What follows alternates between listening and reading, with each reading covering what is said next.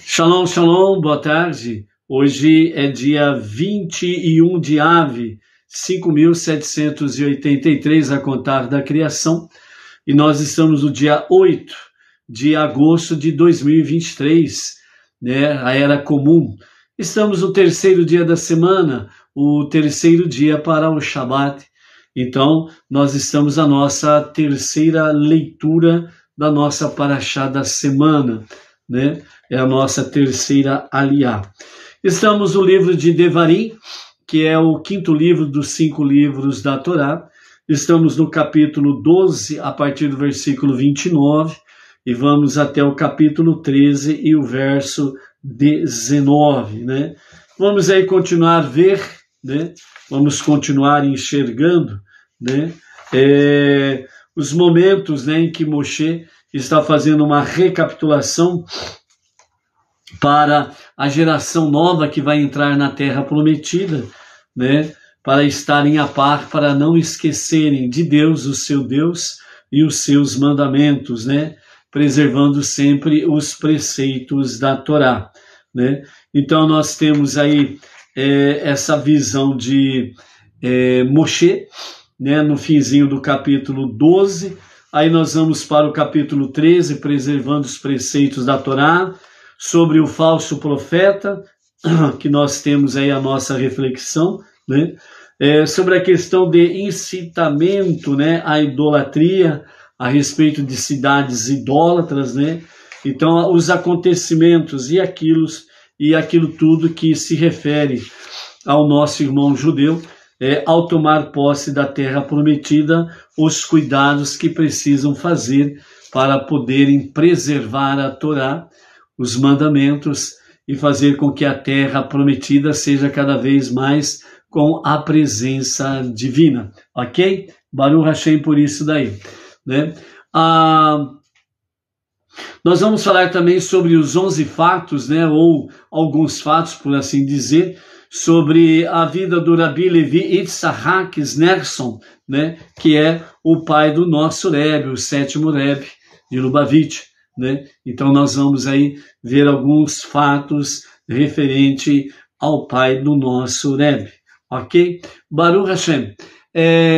Estamos aí então no capítulo 12, a partir do versículo 29, né? Onde nós temos aí: quando o Eterno, seu Deus, dizimar as nações da terra na qual vocês logo chegará e expulsá-las diante de você, e você conseguir expulsá-las e se estabelecer na terra delas, cuide-se para que não tropece por seus caminhos, especialmente depois de você testemunhar como elas foram destruídas diante de você por causa do seu comportamento degenerado. Seja cuidadoso em não perguntar sobre os seus deuses, né, dizendo: como estas nações serviam os seus deuses? Eu farei o mesmo. Não faça isto a Deus, o seu Deus, pois elas idolatraram os seus deuses como todos os métodos abomináveis que Deus detesta, pois elas também queimaram seus filhos e filhas no fogo para os seus deuses, né? Então, nesse finzinho do capítulo 12, nós temos aí, de fato, né, a Moshe, né, recordando a Torá e recordando sobre o propósito, ou um dos propósitos, ao tomar posse da terra prometida. Então, ao tomarem posse da terra prometida, Moshe diz: cuide-se para que não tropece por seus caminhos, ou seja, que não tropece pelos mesmos caminhos que aquelas nações, aquelas 7 nações, estavam sendo expulsas da terra prometida. Uma boa terra que mana leite de cabras e mel de tâmaras, né? A terra prometida. Então, cuide-se para que não tropece à semelhança deles, fazendo aquilo que está pertinente ao que eles faziam, né? Estas nações também, né, não eram para questionar, não eram para pesquisar, não eram para estudar sobre a idolatria deles.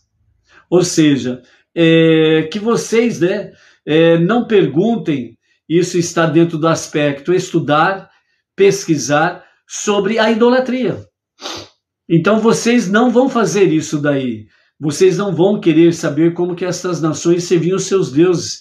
Por quê? Porque tudo que é abominável eles faziam em nome dos seus deuses. Então não merece realmente perder tempo em estudar sobre a idolatria e como que estas nações, elas realmente serviam os seus deuses pagãos, né? E outro detalhe que nós temos aqui no próprio finzinho, né, do versículo 31, do capítulo 12, pois elas também queimaram os seus filhos e filhas no fogo para os seus deuses. Ou seja, Moshe está deixando bem claro que para eles, né, o povo judeu que vai entrar na terra prometida, vocês não devem perder tempo com nada que esteja dentro do aspecto da idolatria. O que vocês precisam fazer é erradicar a idolatria. É isso que vocês têm que fazer. Vocês não têm que estudar, pesquisar, saber isso ou saber aquilo. Vocês simplesmente têm que erradicar, têm que eliminar o mal pela sua raiz. Então, nós vamos ver aqui algumas coisas já dentro desse aspecto aqui. Então, nesse sentido aqui, eles queimaram os seus filhos e filhas. Então, o único tipo de segmento religioso que aceita sacrifícios humanos é a idolatria. Toda idolatria, ela aceita passivamente o sacrifício de humanos, enquanto que o judaísmo e o Deus, seu Deus, que está nos 5 primeiros livros da Bíblia, como revelação de Deus, o nosso Deus, o único Deus, o único Criador, o único Redentor e Salvador, nunca aceitou sacrifícios humanos. Sempre quem se colocou em cometer realmente sacrifícios humanos foram as nações com a sua idolatria. E aí, com a sua idolatria, eles cometiam todos os tipos de abominações, entre elas também, né, queimar no fogo aos deuses, né, os seus filhos e suas filhas.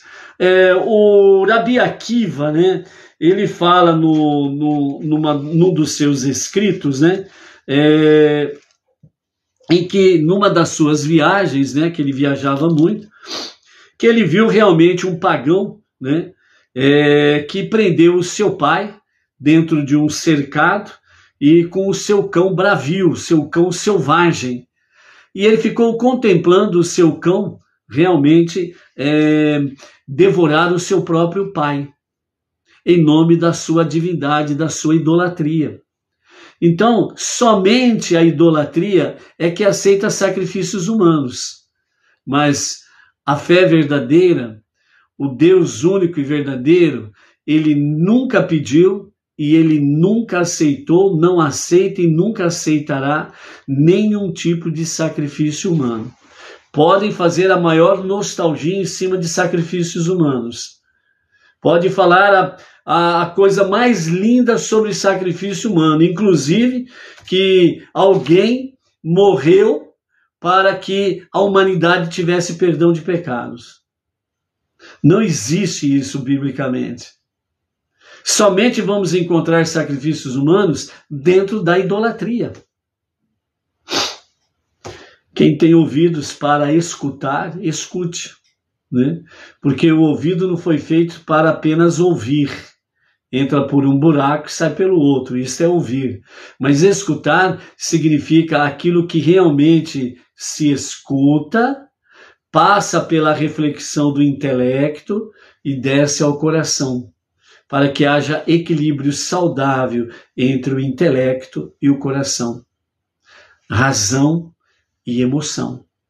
Então, por isso, quando realmente você deixa isolado um dos dois, então entra realmente nesses desvios de condutas, desvios de fé, desvios de finalidades, e as pessoas aceitam passivamente aquilo que não é verdadeiro. Então a inversão de valores acontece e as pessoas acabam acreditando mais na mentira do que na própria verdade. né? Então, essa é uma questão aí. Então, vejo bem que queimavam seus filhos e filhas, né, em nome das suas divindades pagãs, né? Aí nós entramos no capítulo 13.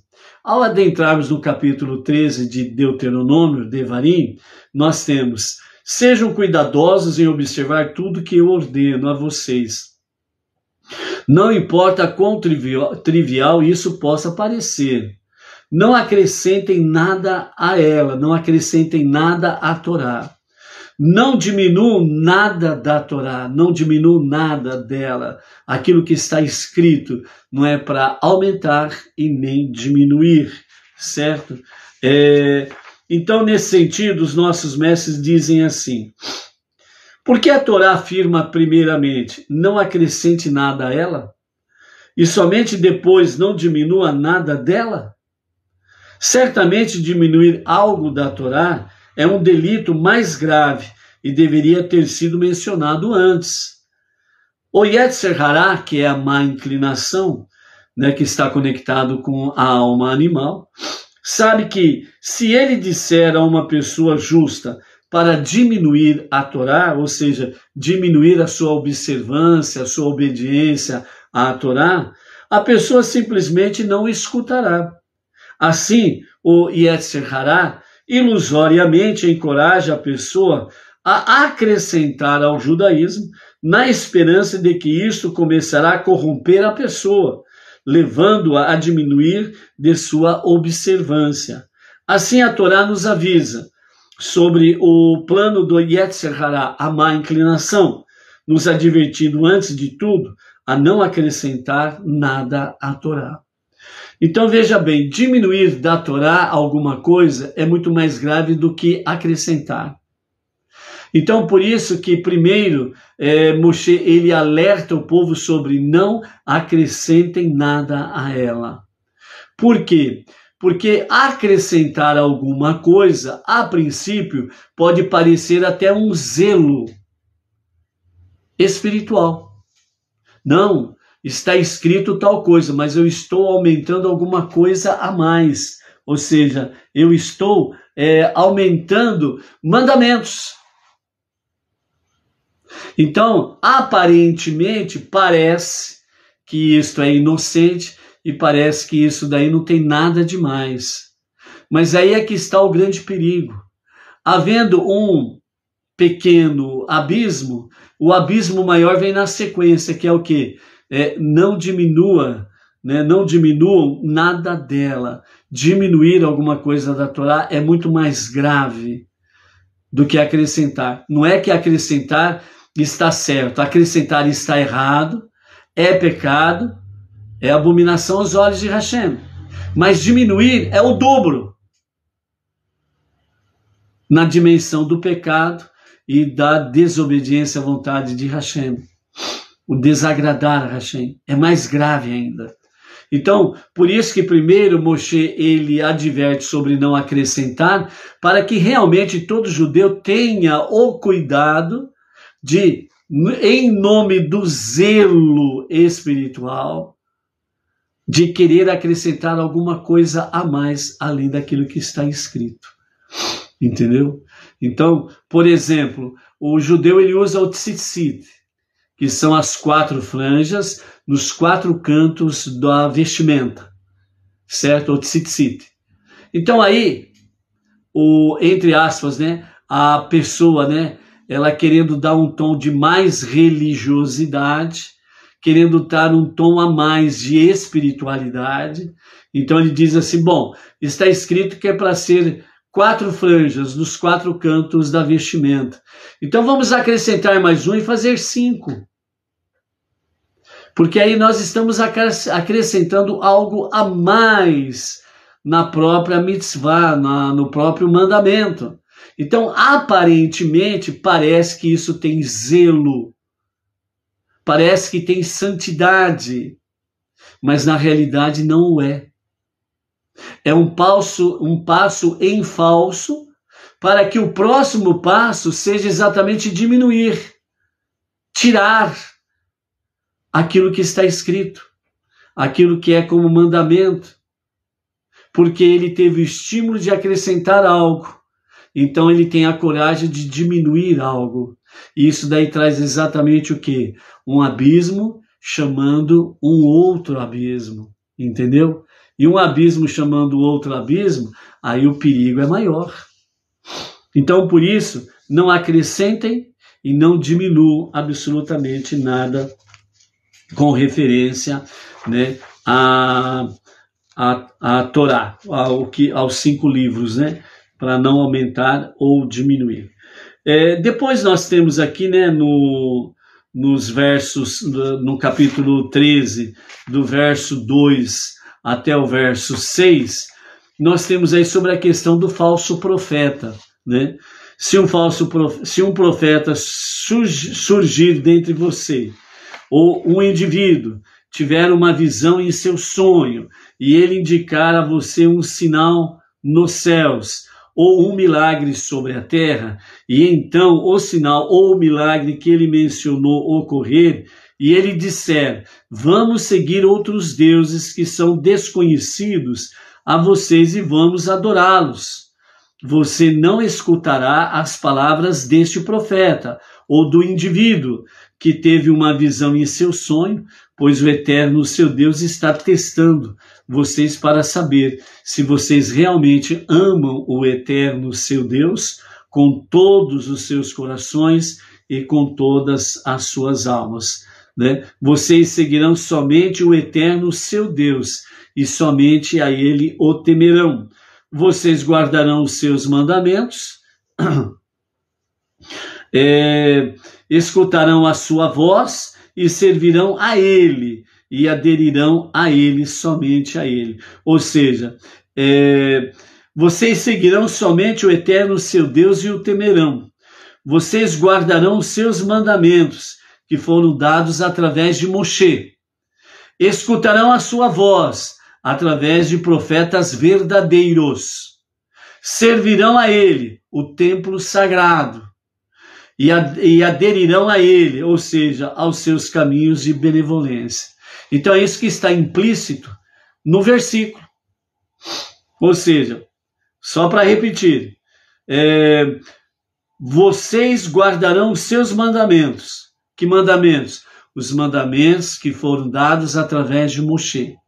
Por isso, a Torá, com seus mandamentos, entre eles as 7 leis de Noah e as suas 66 ramificações, certo?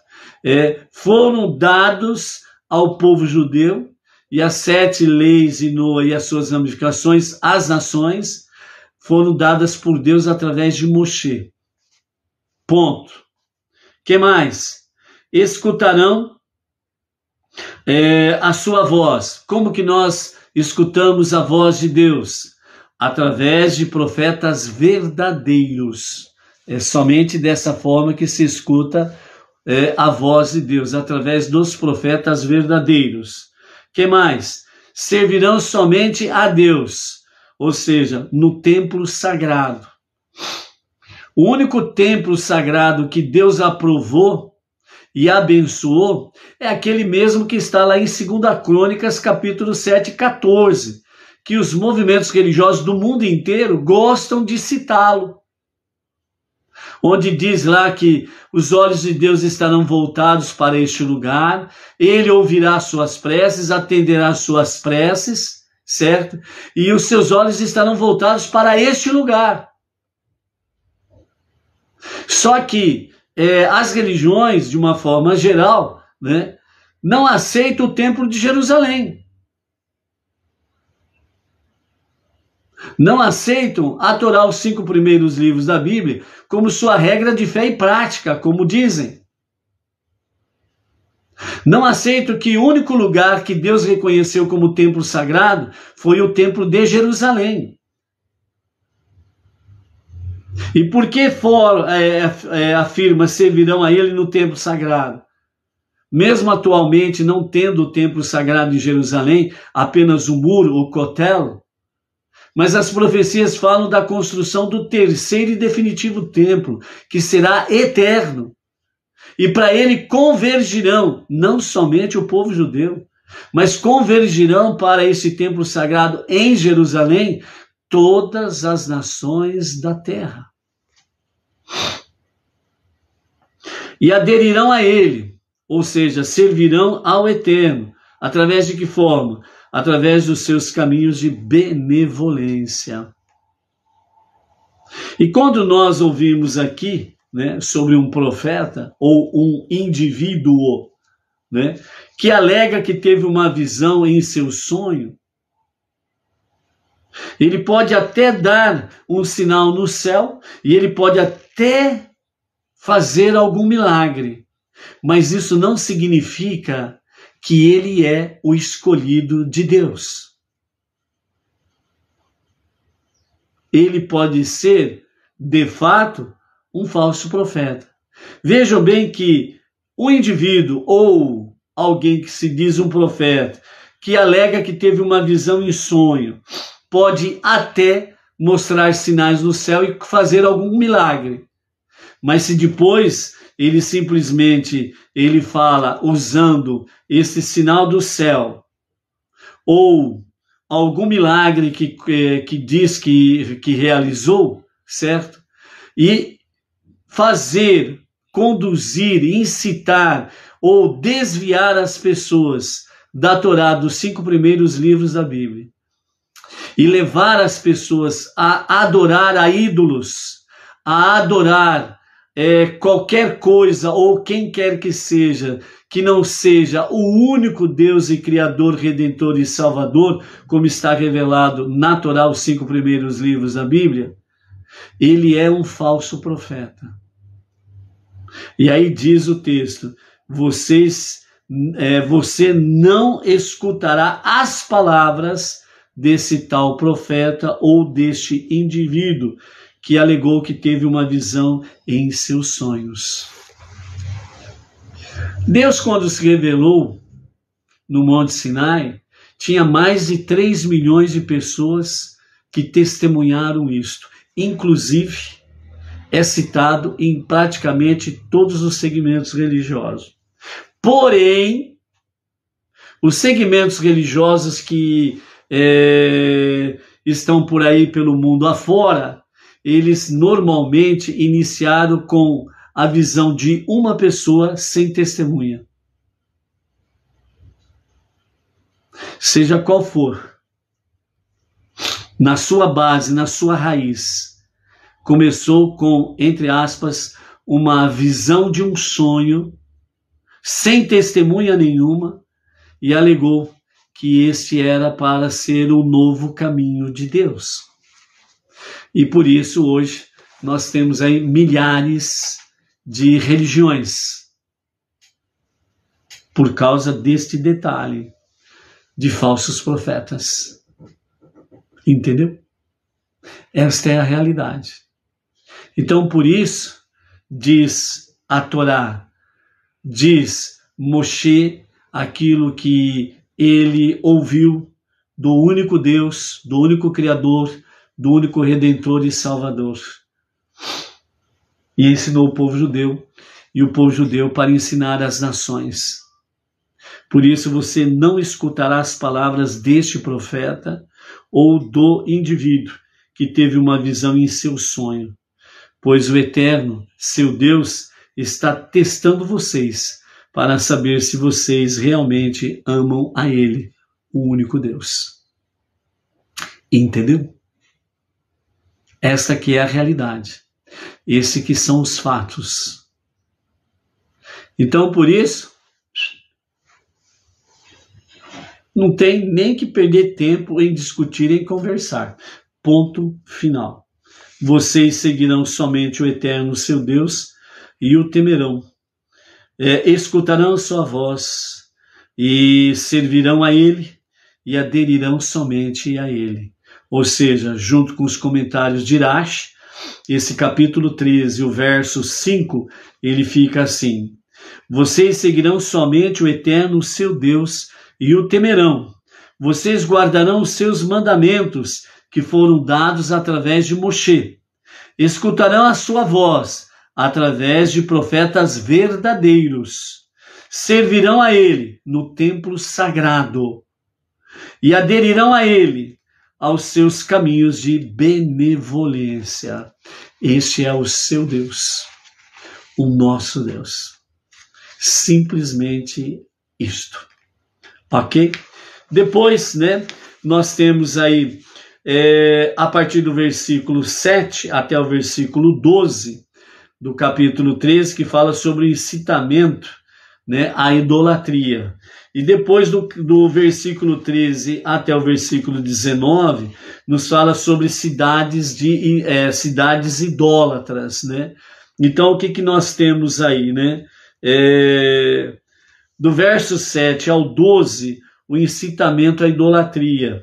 Então, nos fala, se você for incitado em segredo por seu irmão paterno, ou o filho de sua mãe, seu filho ou sua filha, sua esposa, que é uma com você, seu amigo ou seu pai, que é tão querido a você quanto você mesmo, e lhe for dito, vamos adorar outros deuses, que são desconhecidos a vocês e aos seus antepassados, dentre os deuses dos povos em volta de vocês, seja perto de você ou longe de você, de um lado da terra até o outro lado da terra, né? Então aqui nós temos no começo Moshe falando sobre a questão do incitamento à idolatria. E ele está falando exatamente sobre o quê? Principalmente parentescos de primeiro grau.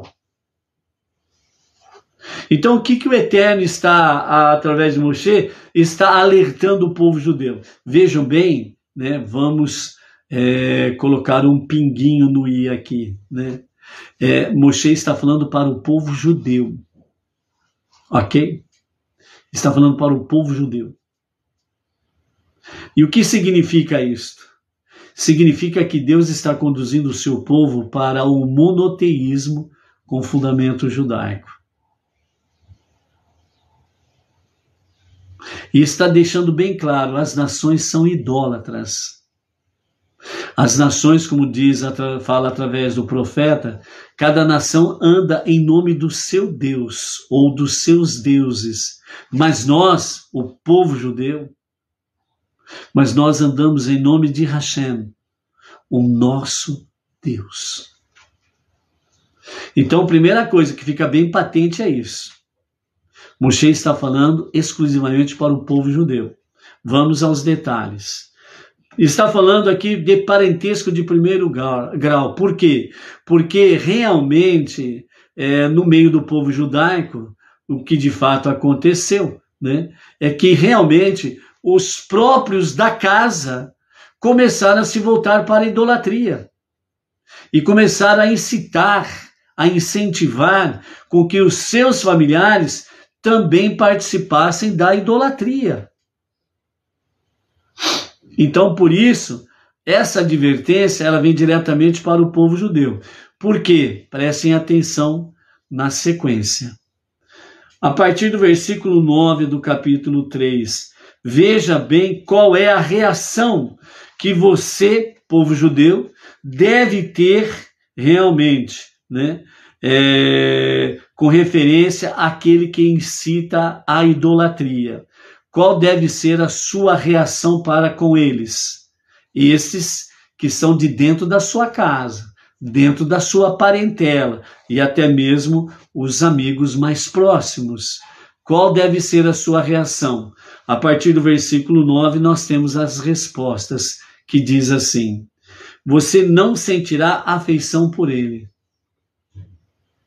Está falando para o judeu e para aqueles que dentro da sua própria família, principalmente de primeiro grau, e também o amigo mais chegado, que vem a falar que é para seguir ídolos, então a reação que o judeu deve ter para com este, ou estes, você não sentirá afeição nenhuma por ele.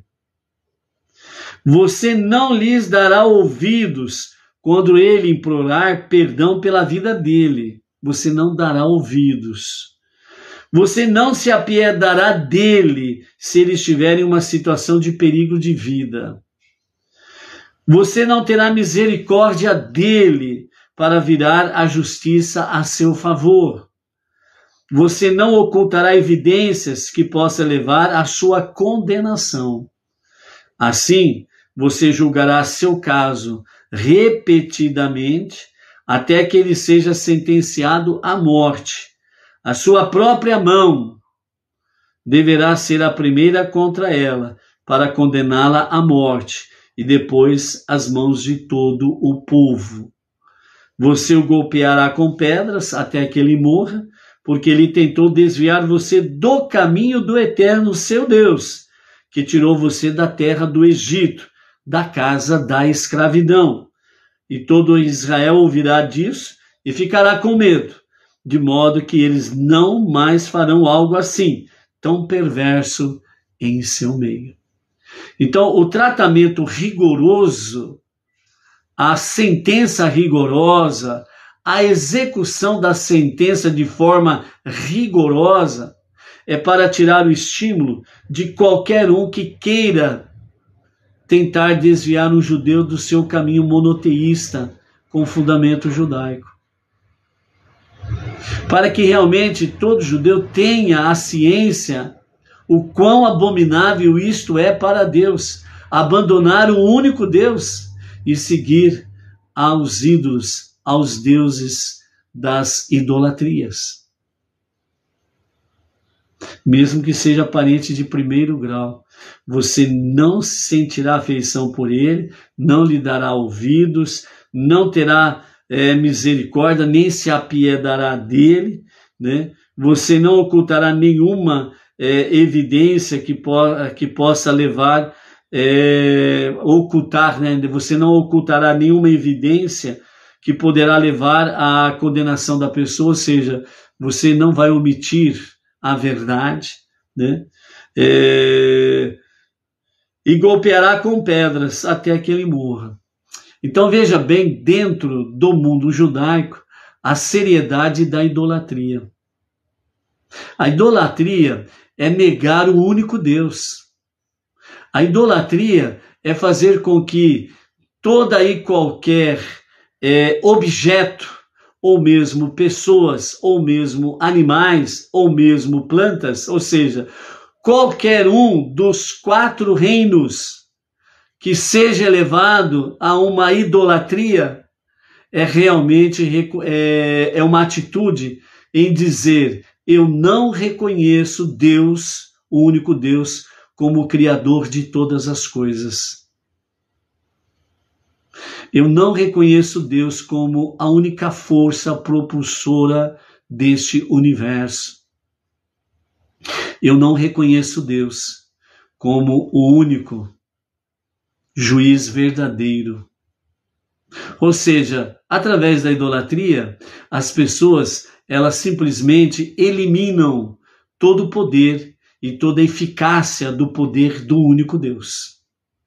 E isto é abominável, isto é horrível, isto é perverso, isto é nojento diante de Deus, o seu Deus, o único e verdadeiro Deus, Criador, Redentor e Salvador.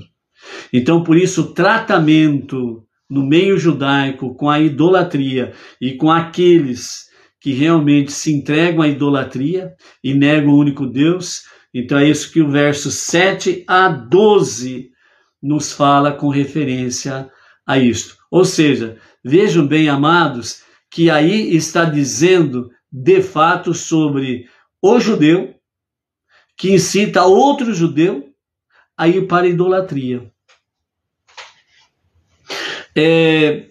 Qual que é a diferença entre a questão judaica, literalmente falando, e os não-judeus?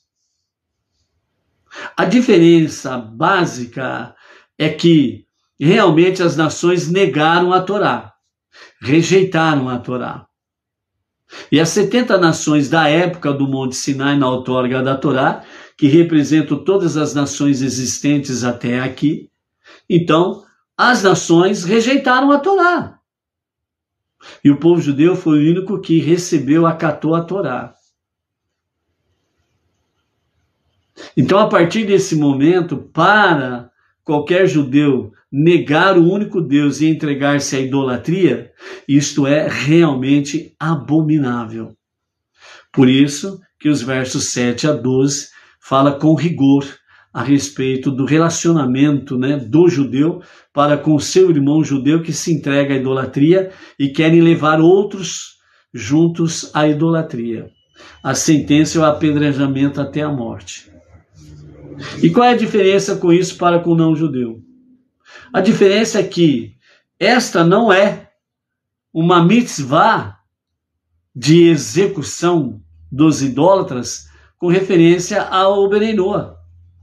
Porque nós nascemos numa configuração idólatra. Nós nascemos dentro da idolatria.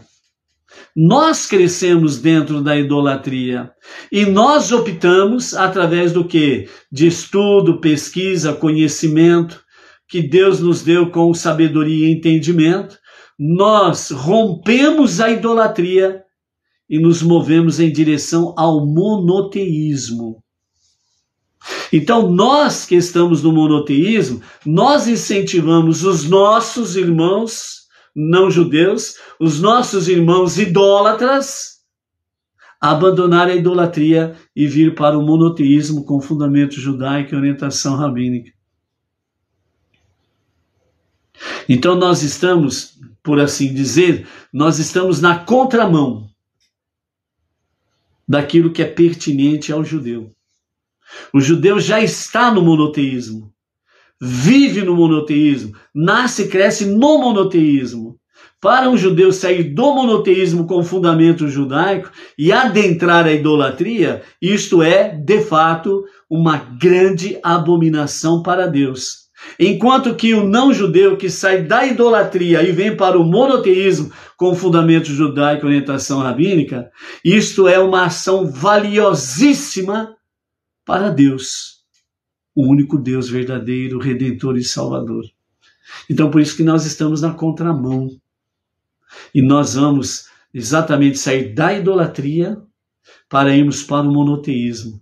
E isso nós temos o quê? Não pedras de juízo para a morte, mas nós temos, de fato, bênçãos para a salvação, para aquilo que é justo.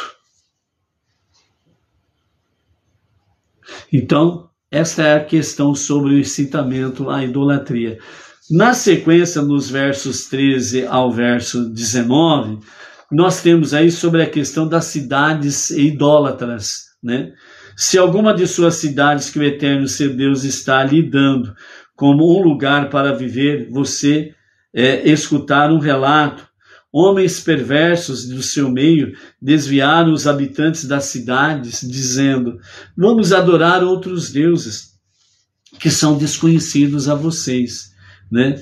Então, aqui nas cidades, nós vimos primeiramente sobre questão de indivíduos no seu pessoal particular, incentivando as pessoas a abandonarem o monoteísmo para adentrar a idolatria. Abominação é. Agora nós vemos aqui sobre questão de cidade, né? Sobre a questão de uma cidade tornar-se idólatra, né? Onde homens perversos do meio da cidade começam de fato a incitar as pessoas a se desviarem do Deus verdadeiro e entregarem-se à idolatria, ok?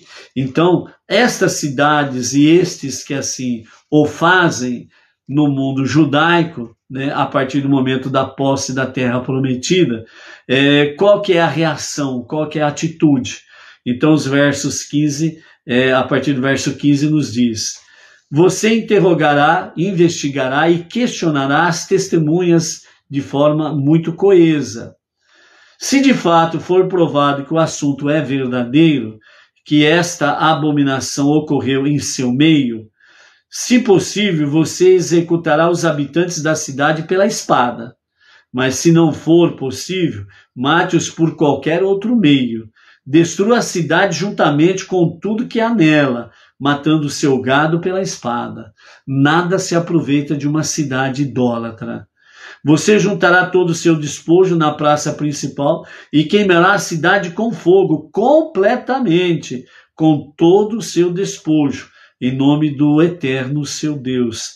ela permanecerá uma pilha de destruição para sempre e nunca mais será reconstruída. Nada que é destinado à destruição permanecerá em suas mãos.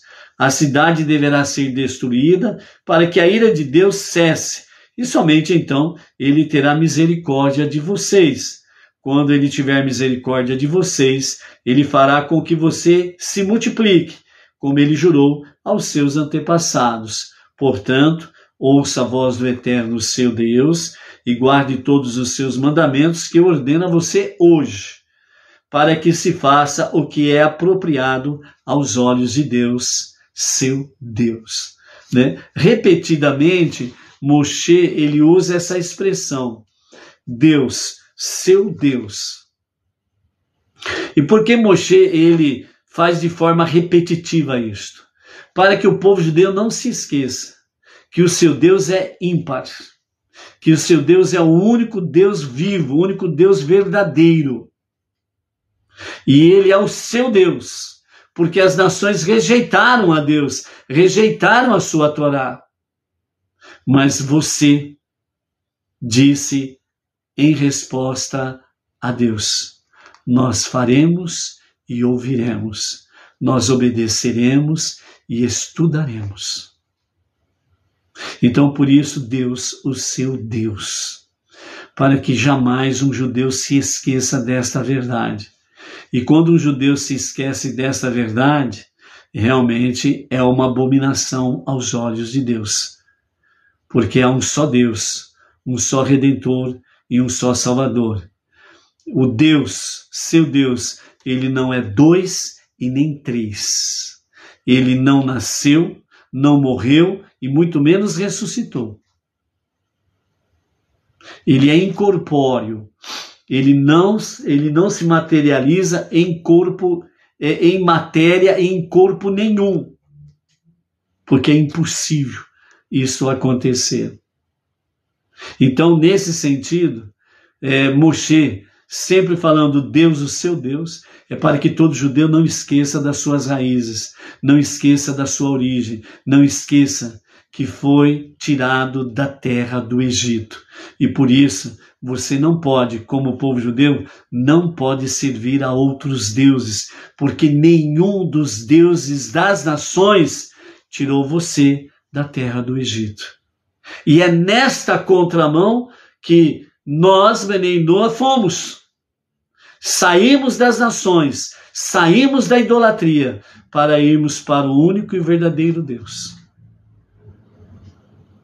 Então, por isso, estas questões, elas não podem ser aplicadas nem nos dias tais de Moshe para as nações, e muito menos depois de Moshe até os dias de hoje. Já pensou se fosse para atacar fogo nas cidades idólatras? Não sobrava uma. Está entendendo? Então, como que nós realmente, entre aspas, né? Como que nós realmente, nós queimamos as cidades idólatras, exterminamos com as cidades idólatras, vivendo o monoteísmo com o fundamento judaico e orientação rabínica, levando aos nossos irmãos idólatras o conhecimento do único Deus verdadeiro e vivo, o único Redentor e o único Salvador. Levando a eles as 7 leis de Noach, para que eles possam também vir nesta contramão, saindo da idolatria e vindo para o verdadeiro monoteísmo. E dessa forma, nós podemos de fato vivermos aquilo que é agradável ao nosso Deus, o único e o verdadeiro Deus. Então, por isso, né, o nosso Rebbe Menachem Mendel, né, ele nos fala sobre essa questão dizendo da seguinte forma, né, testando a sua fé. Então, Deus está lhe testando para determinar se você realmente ama, se vocês realmente amam a Ele com todo o seu coração e com toda a sua alma, né? Então, nós temos aí exatamente sobre essa questão que nós vimos aqui sobre o falso profeta, onde o versículo 14, aliás, capítulo 13, o verso 4 diz: você não escutará as palavras do falso profeta, ou do indivíduo que diz que teve uma visão em um sonho, para desviar você do único Deus e levar-te à idolatria, para saber se realmente vocês amam ao eterno seu Deus, com todos os seus corações e com todas as suas almas, né? Aí ele está falando no sentido plural, porque isso está dentro de um aspecto individual, né? Cada um tomando a sua real decisão, ok? Então, por isso, vozes internas e externas ridicularizam o crente que passa por situações de dor, por ele ser aparentemente ingênuo na sua fé. Quando nessas situações a presença de Deus permanece estar oculta ou parece estar oculta, isso significa apenas que o Altíssimo deseja agraciar-nos com uma relação mais próxima e intensa a Ele, para preservar nossa fé em Deus diante das situações que nos desafiam. Temos que recorrer a níveis de compromisso mais profundo que os habituais. Temos que ter ainda mais fé e confiança em Deus e não nos intimidar com os problemas e as situações, né? Então, as provas e os testes, sejam eles vindo através de falsos profetas, indivíduos que disseram que tiveram um sonho, e nesse sonho eles tiveram uma visão, um sinal do céu, e aparentemente realizaram algum tipo de milagre, né?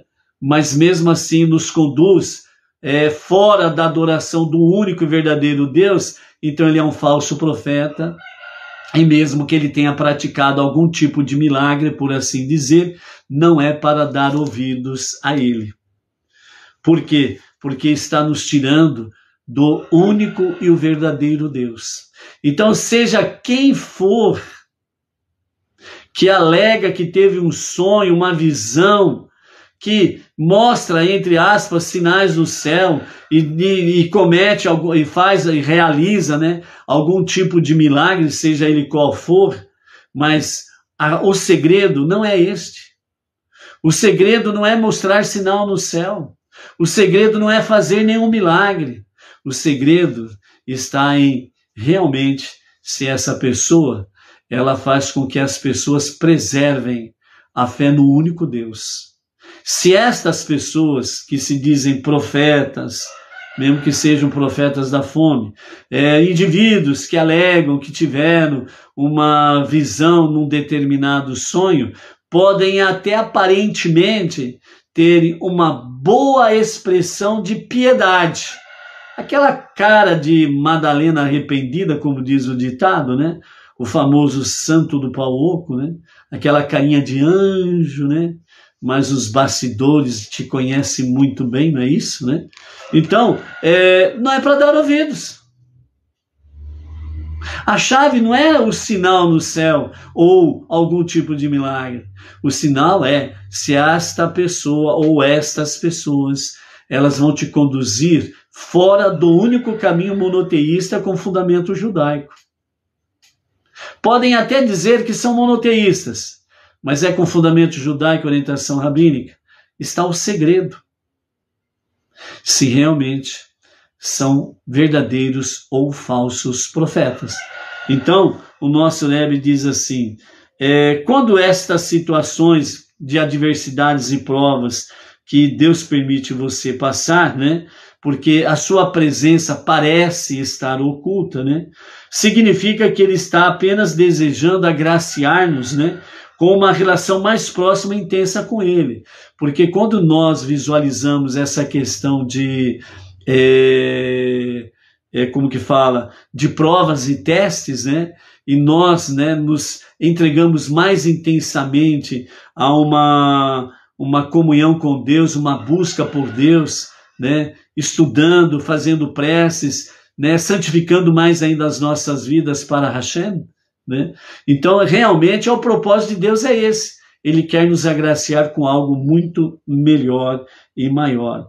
Então, por isso, nós precisamos recorrer a determinados níveis mais profundos do que os habituais do nosso dia a dia para mantermos a nossa fé e a nossa confiança em Deus. Quando passamos, nesse teste, mantendo a nossa fé em Deus inabalável, o problema ou o sofrimento deixa de existir, pois seu propósito foi atingido. E essa nossa conexão mais profunda com Deus, que estava oculta, veio à tona neste momento de teste. Então passa a ser a nossa nova consciência divina no nosso dia a dia.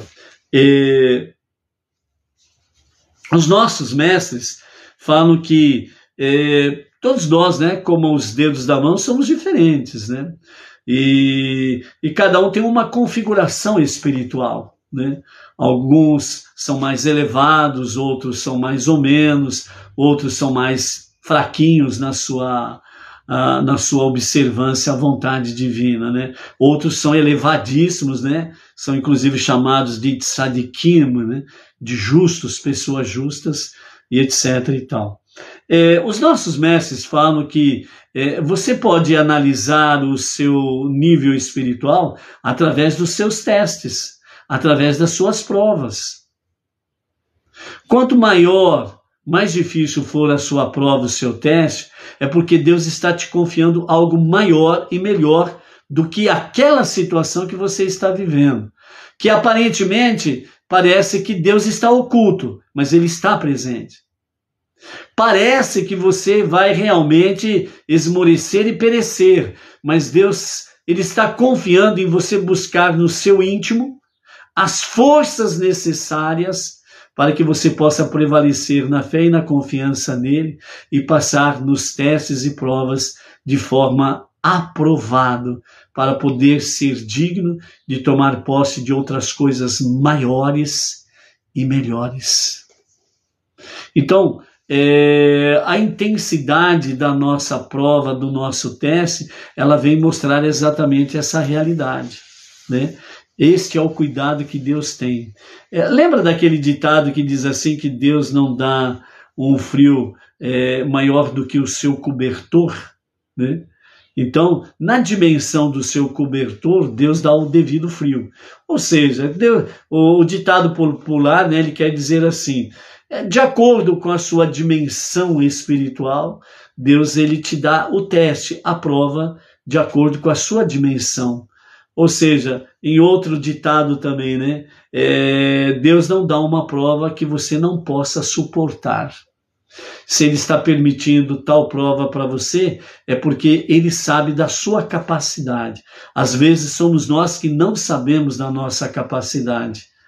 E aí, às vezes, nós ficamos aí sentados à beira do caminho, choramingando, um monte de mimimi, e não vai atrás, não busca essa força interior, Então, por isso, lembre-se sempre, Deus não permite que você seja aprovado além das forças que você possui no seu íntimo, no seu interior. Então, se Ele está permitindo com que prova X ou teste Y esteja chegando a você, na dimensão daquela prova, daquele teste, Deus sabe exatamente até onde você pode ir.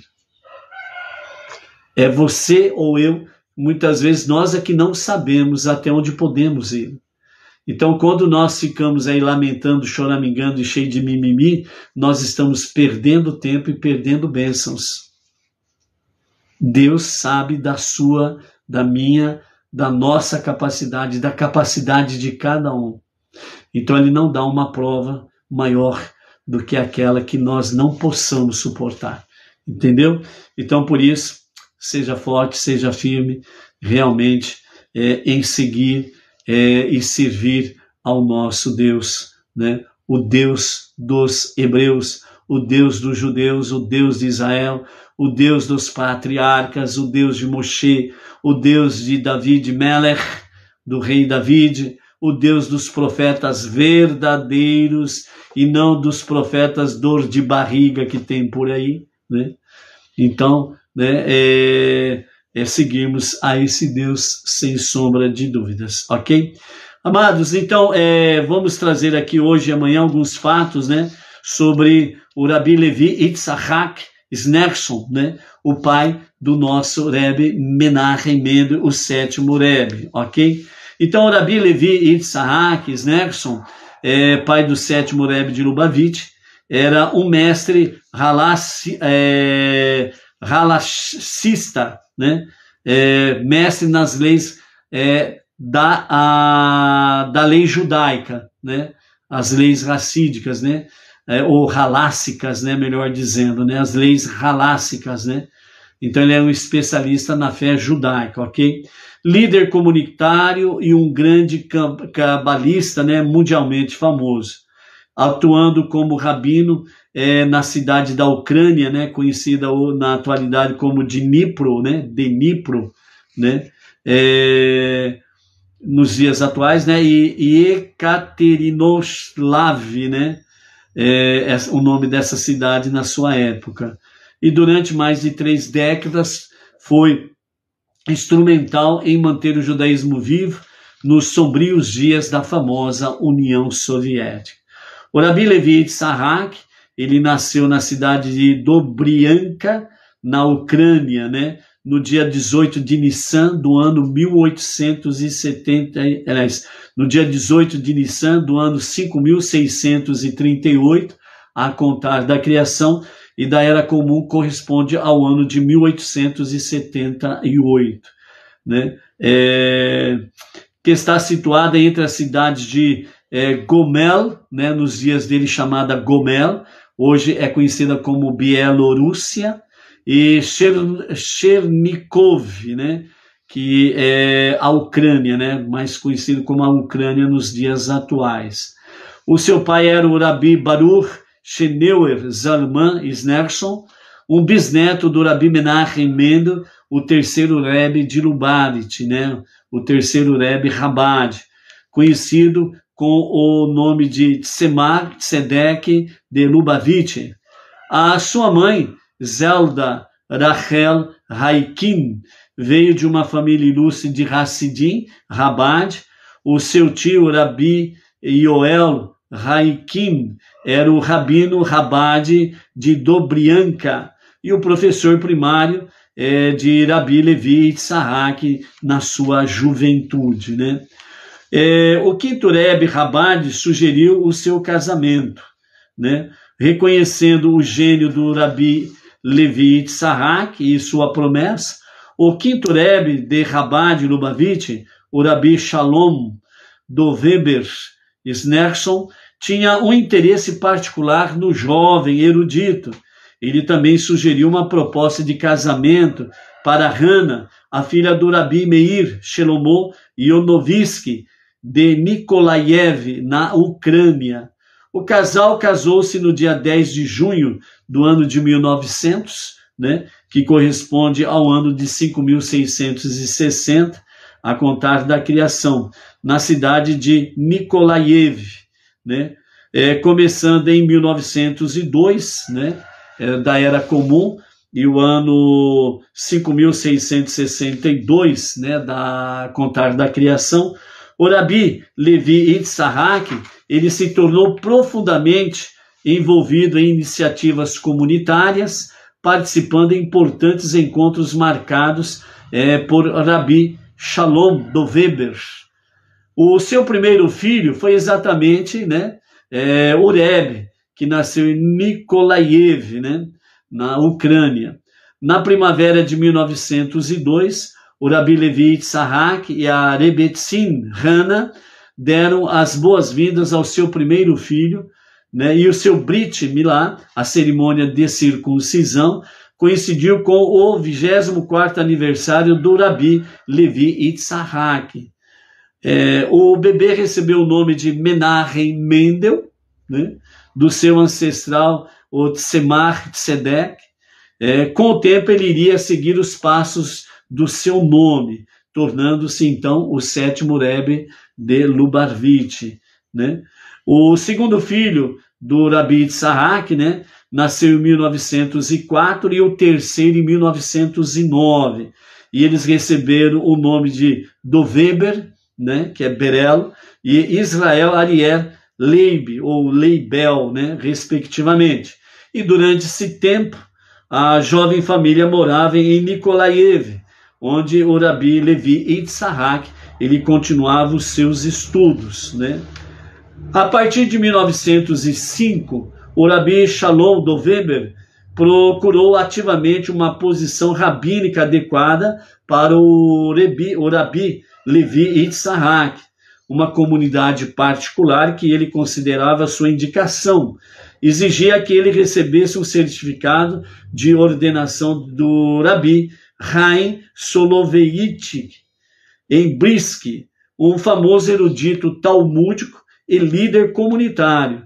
Quando o Rabi Levi Yitzhak pediu ao Rabi Shalom Doveber uma carta de introdução, este assegurou a ele que nenhuma carta seria necessária, encorajando-o a viajar para Brisk em pessoa, e expressou confiança de que o Rabi Chaim iria, independentemente da manifestação dele, iria aprová-lo.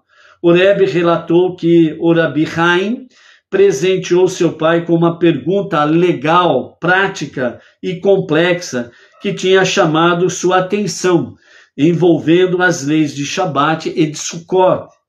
A resposta do Rabi Levi Yitzhak, que era simples e inovadora, impressionou muito o Rabi Chaim, né?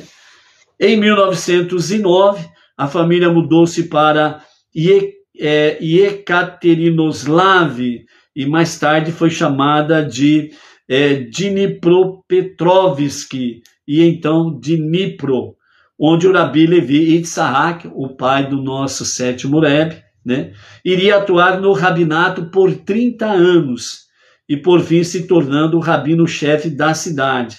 No decorrer desse tempo, o Rabi Levi Yitzhak lutou incansavelmente em prol da sua comunidade, lutando pelos seus direitos religiosos e provendo as suas necessidades físicas e espirituais, numa época quando muitos rabinos tentavam deixar a antiga União Soviética para não arriscar serem presos, exilados ou, pior ainda, mortos.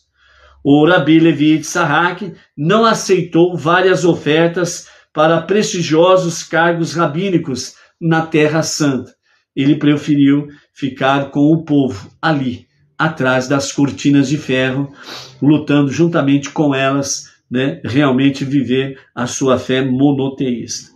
Em 1914 para 1915, durante os primeiros anos da Primeira Guerra Mundial, os comandantes militares russos expulsaram os judeus que estavam perto do fronte e os forçaram a ir para o leste. Yekaterinoslav absorveu um grande número de refugiados e o Rabi Levi Yitzhak e a sua esposa Rebbetzin Hana fizeram o melhor possível para ajudá-los. Infelizmente, essa foi apenas o começo dos problemas que infestaram a região. A Revolução Russa, em 1917, levou toda a Rússia à guerra civil, mas a luta foi particularmente intensa e prolongada na Ucrânia, mudando, né, com a cidade onde que eles moravam, né, Yekaterinoslav, mudando de lados, né, através dos seus líderes políticos. Muitas vezes uma hora estava de um lado, outra hora estava do outro lado, né, e nunca favorecendo realmente o povo e muito menos o povo judeu. Os judeus eram destacados para tratamento particularmente severo por quem estivesse no controle, seja quem fosse o líder, né, político ali da cidade, né, sempre eles estavam voltados a darem um tratamento severo ao povo judeu. Durante os negros dias da opressão soviética, em 21 de março de 1920, o quinto Rebbe Lubavitch, o Rabi Shalom Doveber, faleceu. Esse foi um tremendo golpe para o judaísmo russo. O Rabi Yosef Yitzhak, o único filho de Rabi Shalom Doveber, procurou o Rabi Levi Yitzhak e outros líderes regionais para aumentar os ativistas judeus e reconstruir a rede Chabad. As batalhas que vieram tinham devastado grande parte da Rússia e da Ucrânia, deixando as infraestruturas comunais, judaicas em ruínas. A situação era desesperadora e o Rabi Levi Yitzhak foi importante para esses esforços de reconstrução, apoiando o Rabi Yosef Yitzhak a cada passo do caminho.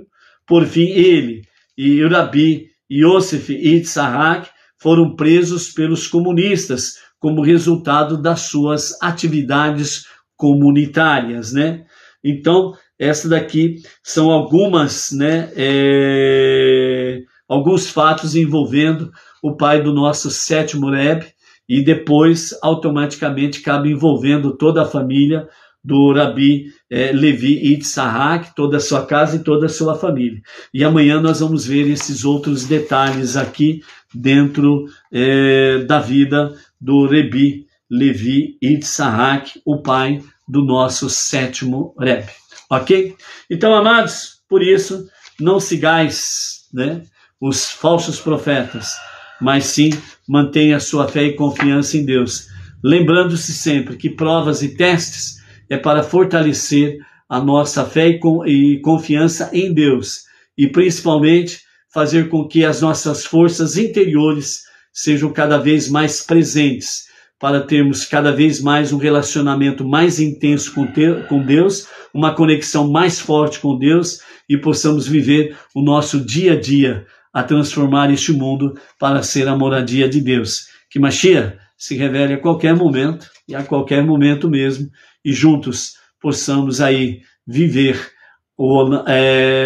a redenção final com Mashiach, o último passo para o Olam Rabá, o mundo vindouro. Amanhã estaremos de volta. Shalom, shalom. Até lá.